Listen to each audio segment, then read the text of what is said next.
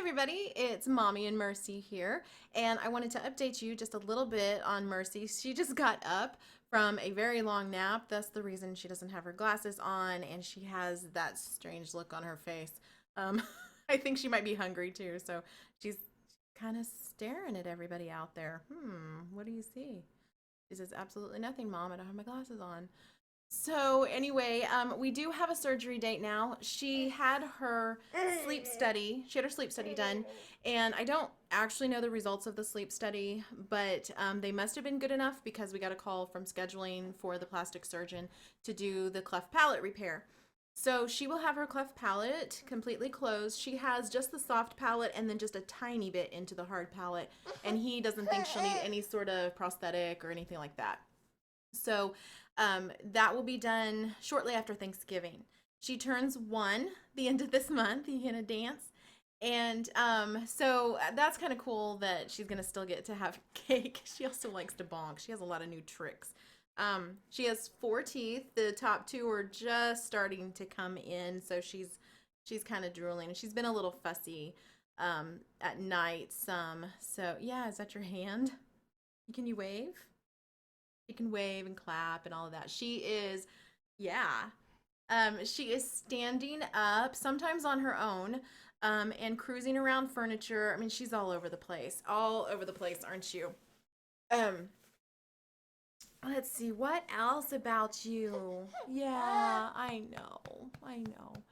Um, yeah, so she's just been doing really, really good. She'll have a pre-op appointment to make sure that she is healthy enough to have surgery. That's just going to be, that time of year. I am really praying that we don't get sick because that time of year seems to be a time when we do get sick.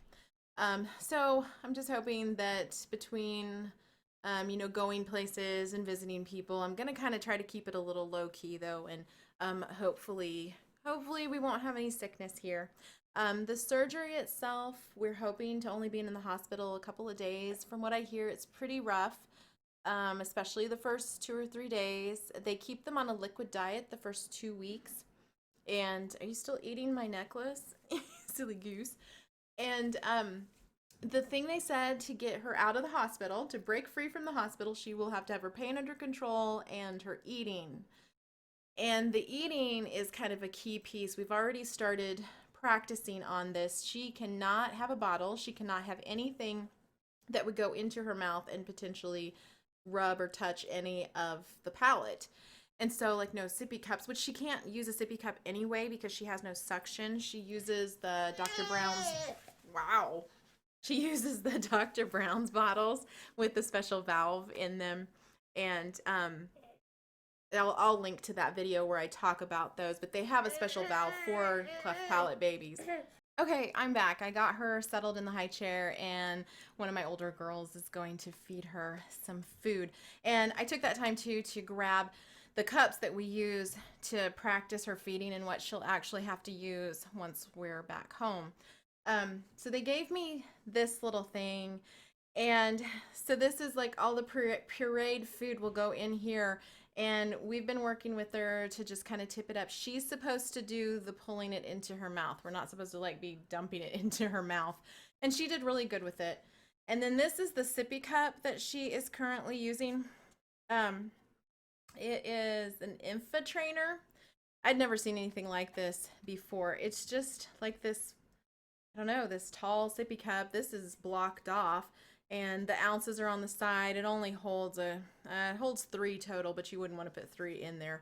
And then it's just this, and you can set the flow to low, medium, and high. I just always put it on low. You just turn it until it's on the low, and you just tip it just a little bit, and it comes into this place, and then she works to pull the milk into her mouth.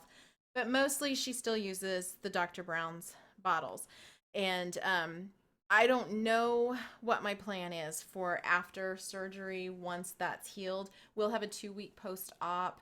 I've never really bottle fed, so I'm not exactly sure if I'm going to just quit with the bottles. Usually by this age, I've got my babies on sippy cups or getting close to sippy cups, and nursing still. And so I don't know. We'll just have to play it by ear if I'm going to go back to bottles at all, or if we're going to continue with sippy cups. Any of you who have babies who have been through this and you have some suggestions for me, please leave them in the comments section, because I'm really kind of at a loss for some of this. I'm just muddling through trying to figure out what I'm going to do. But she does have that surgery date, and we're really excited about that because it kind of feels like that final piece of the Pierre Robin journey. I know there are times when the jaw distraction has to be done again, the cleft palate repair has to be done again. I know that happens. I'm just really praying that she's not one of those cases. She has healed really well from all of the surgery. She's done really well.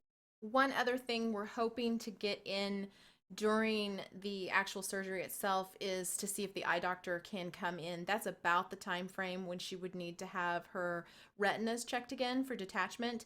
And we're hoping, since she has to be put under anyway for that check, just in case they need to laser them, that they could just do it then and come in and check her eyes. Her eyes were fine in May, but this is her November check. And so I'm hoping they can just get that all done at one time.